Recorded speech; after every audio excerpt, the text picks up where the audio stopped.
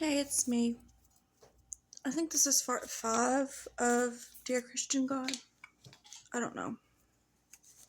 Anyways, the first note that I made was, why did God even need blood? Isn't that weird? Just as an aside, that we thought that was cool. I don't know. Okay, so this is the sacrifice. Jesus' sacrifice is a lie. Number 1, the time. The event itself has 2 completely different descriptions. Open the Bible and look at Mark 15, verse 25. He makes reference to the 3rd hour. This can be clearly read in the scripture. That means 9 a.m. You can look all this up for yourself. John says, the book of John, chapter 17, verse 14, he says it happened at the 6th hour, meaning the crucifixion. That would be noon. And in his scripture, he says that at noon, Jesus was at court, not yet dead. Or, you know. In one gospel, Jesus is bleeding on the cross, yet in another gospel, he has yet to die. He is in a completely different story. 2 witnesses completely juxtaposed to each other. Anyway, so maybe he just didn't know what time it is. Okay. 2. Jesus' last words. Mark, the book, and the person. Okay. In the Mark, the first thing in the Mark, chapter 15, verse 34. Jesus is basically silent on the cross, no teaching or comforting.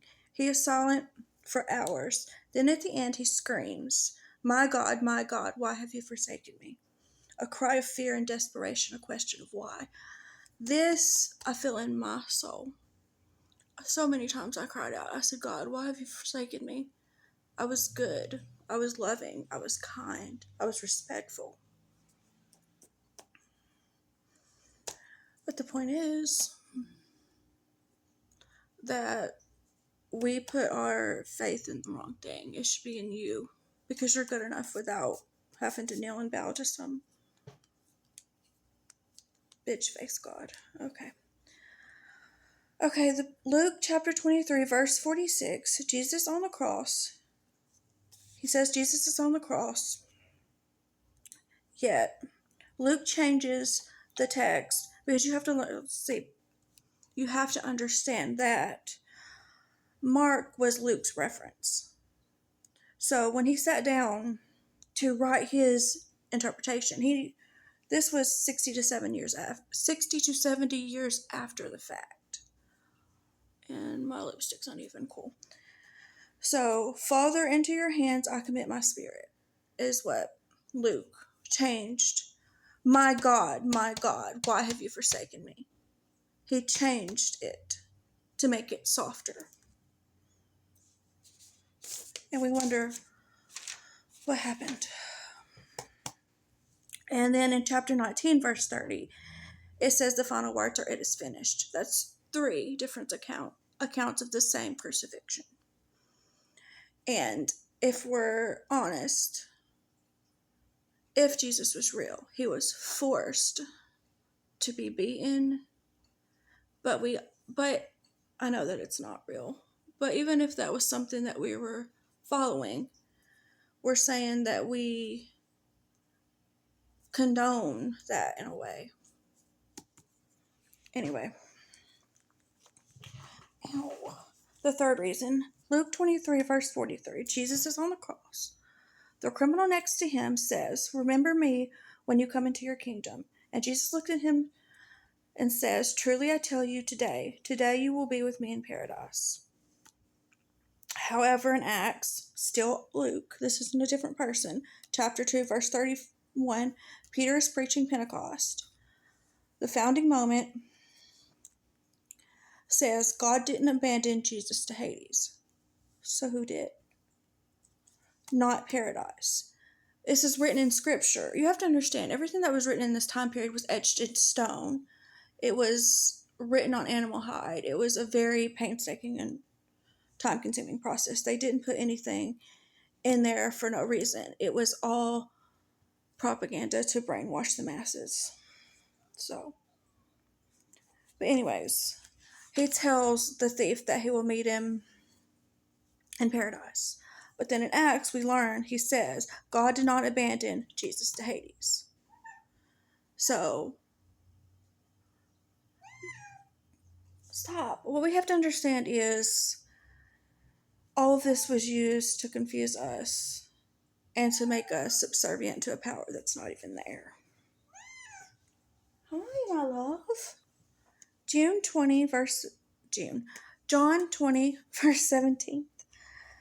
Okay, the Sunday morning after resurrection, Jesus is standing in the garden outside his tomb, and when he reaches out and says, "Do not mourn me, for I have not yet ascended to the Father." Okay. So, if Friday he told the thief he'd see him again, and then Sunday he's still saying he hasn't gone to heaven yet, he lied. He sinned. As an aside. Gosh, if I could speak. The reference to Good Friday and Easter Sunday to understand how I got the days. Because Friday, of course, is the Friday, and Sunday is the Sunday. Sunday is the resurrection, supposedly. But I'm going to disprove that as well. The destination is proof of a journey, or else you're standing still. Meaning, if the resurrection is fake, the faith is fake. And coming to that realization has been hard. Okay, but 4, promises. Matthew 12, verse 40. Jesus' own words say, "For just as Jonah was 3 days and 3 nights in the belly of a whale, so the Son of Man lasts 3 days and 3 nights in the heart of earth," which means in the tomb. Stop. Jonah was 72 hours in a fish. Okay. First of all, here, the author is using Jonah's presence in the well as a yardstick, as you will, if you will, as a measurement to go by. So he's saying 72 hours for Jonah, 72 hours for Jesus.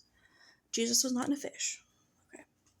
So if this is logical, 3 days and 3 nights in tomb would have made the resurrection and the promises of the resurrection false. Because if you count from Friday, say 9 a.m., Friday, Saturday, Sunday, he wouldn't have been resurrected at the time and point that the scripture says that he was there. Okay, number 5, the testimony. Matthew 27, verse 51 through 53. I just ask you to read it without judgment. And at this moment, the church doors were slammed open, and dead people appeared to people that they knew, to friends and family. They appeared to the masses, and they were seen. However, Mark says nothing of it, and Mark is Matthew's source. So these things didn't happen, and they don't even bother to come up with a storyline, which would have been much easier than a magic pregnancy. I'm so upset. I invested hundreds of dollars in the faith. I have a $600 tattoo on my thigh that I wish I hadn't got because I was trying to be somebody I wasn't. But that's another story anyway. Okay, number 6 is reason. Blood equals forgiveness. Hebrews 9, chapter 22, read it cautiously. Cleansing with blood. But it says nearly everything. The Bible teaches us everything through the blood is forgiven. But then Scripture contradicts itself in Hebrews 9, chapter 22, when it says nearly everything is cleansed through the blood. Okay. Leviticus 5, verse 11 is someone sinning and needing atonement. But atonement is found through grain and not blood. So blood does not need to be a thing. So if Jesus was real, He just got his shit beat and pierced and awfully treated for absolutely no reason. It didn't happen, but if it did happen. Okay. Yom Kippur, which is Leviticus 16, gives sins of people to an animal and then sets the animal free in the wild. You have to look. So that's saying that there are many options besides blood sacrifice,